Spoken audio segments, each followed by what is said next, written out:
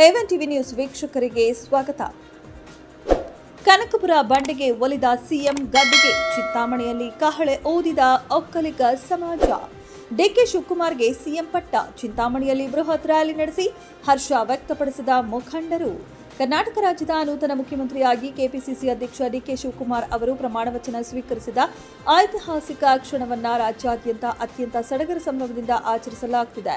ಈ ಐತಿಹಾಸಿಕ ಸಂದರ್ಭದ ಹಿನ್ನೆಲೆಯಲ್ಲಿ ಚಿಂತಾಮಣಿ ನಗರದಲ್ಲಿ ಒಕ್ಕಲಿಗ ಸಮುದಾಯದಿಂದ ಹಾಗೂ ಕಾಂಗ್ರೆಸ್ ಕಾರ್ಯಕರ್ತರಿಂದ ಬೃಹತ್ ವಿಜಯೋತ್ಸವ ಮತ್ತು ಬೈಕ್ ರ್ಯಾಲಿ ಹಮ್ಮಿಕೊಳ್ಳಲಾಗಿತ್ತು. ನಗರದ ಪ್ರಮುಖ ರಸ್ತೆಗಳಲ್ಲಿ ನಡೆದ ಈ ಬೃಹತ್ ರ್ಯಾಲಿಯಲ್ಲಿ ನೂರಾರು ಯುವಕರು ಮತ್ತು ಮುಖಂಡರು ಭಾಗವಹಿಸಿದ್ದರು. ಡಿಕೆ ಶಿವಕುಮಾರ್ ಅವರ ಭಾವಚಿತ್ರವಿರುವ ಧ್ವಜಗಳು ಕೈಯಲ್ಲಿ ಹಿಡಿದು ಘೋಷಣೆಗಳನ್ನು ಕೂಗುತ್ತಾ ಅಭಿಮಾನಿಗಳು ತಮ್ಮ ಹರ್ಷವನ್ನ ವ್ಯಕ್ತಪಡಿಸಿದರು. ಮೋಟಾರ್ ಸೈಕಲ್ಗಳ ಮೂಲಕ ನಗರದಾದ್ಯಂತ ಸಂಚರಿಸಿ ಸಾರ್ವಜನಿಕ ಗಮನ ಸೆಳೆದರು. ಇದೇ ಸಂದರ್ಭದಲ್ಲಿ ಮಾಜಿ ಜಿಲ್ಲಾ ಪಂಚಾಯಿತಿ ಸದಸ್ಯರಾದ ಬುಕ್ಕನಹಳ್ಳಿ ಶಿವಣ್ಣ ಹಾಗೂ ಸ್ಕೂಲ್ ಸುಬ್ಬಾರೆಡ್ಡಿ ಮಾತನಾಡಿ, ಡಿಕೆ ಶಿವಕುಮಾರ್ ಅವರು ಮುಖ್ಯಮಂತ್ರಿಯಾಗಿ ಅಧಿಕಾರ ವಹಿಸಿಕೊಂಡಿರುವುದು ಇಡೀ ರಾಜ್ಯಕ್ಕೆ ಮತ್ತು ನಮ್ಮ ಸಮುದಾಯಕ್ಕೆ ಹೆಮ್ಮೆಯ ವಿಷಯವಾಗಿದೆ. ಅವರ ನಾಯಕತ್ವದಲ್ಲಿ ರಾಜ್ಯವು ಅಭಿವೃದ್ಧಿಯ ಹೊಸ ಪಥದಲ್ಲಿ ಸಾಗಲಿದೆ ಎಂಬ ವಿಶ್ವಾಸ ನಮಗಿದೆ. ಮುಂಬರುವ ದಿನಗಳಲ್ಲಿ ಸರ್ವ ಜನಾಂಗದ ಶಾಂತಿಯ ತೋಟವಾಗಿ ಕರ್ನಾಟಕವನ್ನು ಮುನ್ನಡೆಸಲು ಅವರಿಗೆ ಭಗವಂತನು ಶಕ್ತಿ ನೀಡಲಿ ಎಂದು ಮುಖಂಡರು ಹಾರೈಸಿದರು. ಈ ಸಂದರ್ಭದಲ್ಲಿ ಈರುಳ್ಳಿ ಶಿವಾರೆಡ್ಡಿ, ನಗರಾಭಿವೃದ್ಧಿ ಅಧ್ಯಕ್ಷರಾದ ಶ್ರೀನಾಥ್ ಬಾಬು, ಚಂದ್ರಶೇಖರ್, ಮಾದಮಂಗಲ ಚಂದ್ರಪ್ಪ, ಆರ್ಎಂಜೆ ಶ್ರೀನಿವಾಸ್, ಮುರುಗಮಲ್ಲ ಲಕ್ಷ್ಮೀನಾರಾಯಣ ರೆಡ್ಡಿ, ಕೃಷ್ಣಮೂರ್ತಿ, ಬೈರೆಡ್ಡಿ ಸೇರಿದಂತೆ ಮತ್ತಿತರರು ಭಾಗವಹಿಸಿದ್ದರು. ಮಾಡಬೇಕು ಅಂತ ಹೇಳಿ ಈ ಸಂದರ್ಭದಲ್ಲಿ ಒತ್ತಾಯವನ್ನು ಮಾಡಲು ಇಚ್ಛೆಪಡ್ತೀನಿ.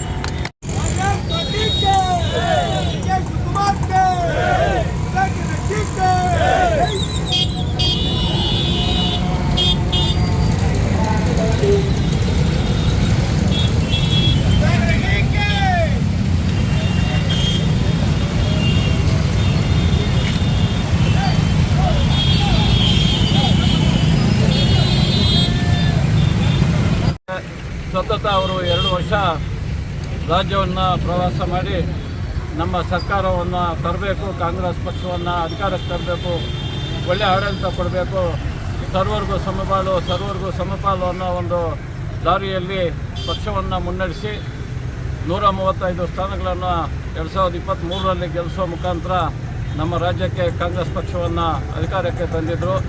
ಆ ಒಂದು ಸಂದರ್ಭದಲ್ಲಿ ಹಿರಿಯರು ಆದಂಥ ಪಕ್ಷದ ಮುಖಂಡರಾದಂಥ ಹಿಂದುಳಿದ ನಾಯಕರಾದಂಥ ಸನ್ಮಾನ್ಯ ಸಿದ್ದರಾಮಯ್ಯನವರನ್ನು ಸಂದರ್ಭದಲ್ಲಿ ಮುಖ್ಯಮಂತ್ರಿ ಮಾಡಿದರು.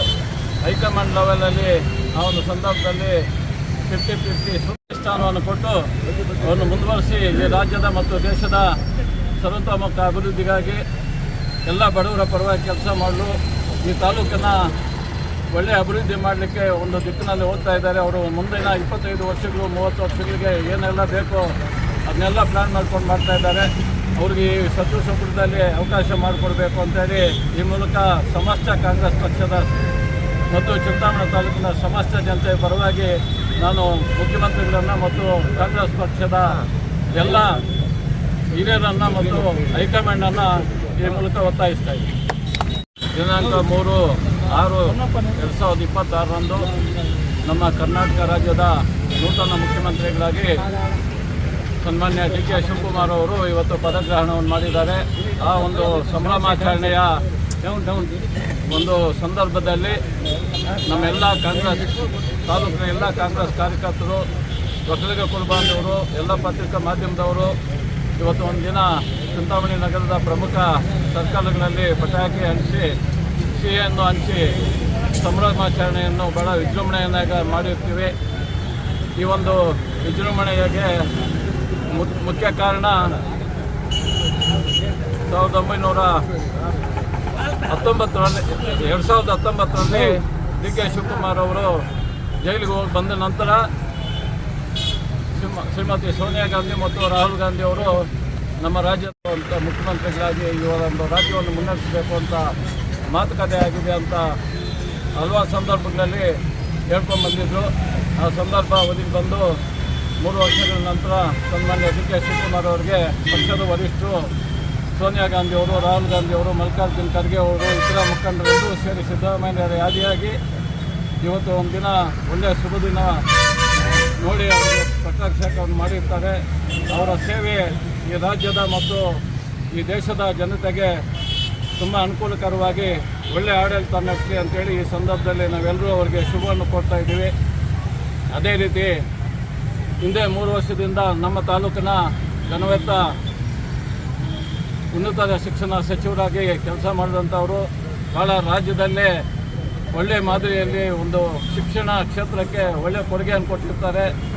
ಅವರ ಕೊಡುಗೆ ನಮ್ಮ ರಾಜ್ಯಕ್ಕಲ್ಲದೆ ಬೇರೆ ಬೇರೆ ದೇಶಗಳಲ್ಲೂ ಕೂಡ ಹೋಗಿ ಉನ್ನತ ವ್ಯಾಸಂಗ ಯಾವ ಥರ ನಾವು ನಮ್ಮ ರಾಜ್ಯದಲ್ಲಿ ಅಳವಡಿಸಬೇಕು, ಈಗಿನ ಕಾಲಕ್ಕೆ ಮಕ್ಕಳಿಗೆ ಯಾವೆಲ್ಲ ಕೋರ್ಸ್ಗಳನ್ನು ತಂದು ಇಂಟ್ರೊಡ್ಯೂಸ್ ಮಾಡಿದ್ರೆ ಅವರಿಗೆ ಅನುಕೂಲ ಆಗ್ತದೆ. ಅವರು ಬೇರೆ ದೇಶಗಳಲ್ಲಿ ಹೋಗಿ ಕೆಲಸ ಮಾಡುವಂಥದ್ದಕ್ಕೂ ನಮ್ಮ ದೇಶದಲ್ಲಿ ಇದು ಮಾಡೋದಕ್ಕೂ ಕೌಶಲ್ಯ ಅಭಿವೃದ್ಧಿ ಮತ್ತು ಇತರೆ ಹೊಸ ಅಧ್ಯಯನಗಳನ್ನು ಅಳವಡಿಸಿಕೊಂಡು ಒಳ್ಳೆಯ ನಾಯಕತ್ವವನ್ನು ಕೊಟ್ಟಿರ್ತಾರೆ ನಮ್ಮ ತಾಲೂಕಿನ ನಾಯಕರು ಸುಧಾಕರ್ ಅವರು.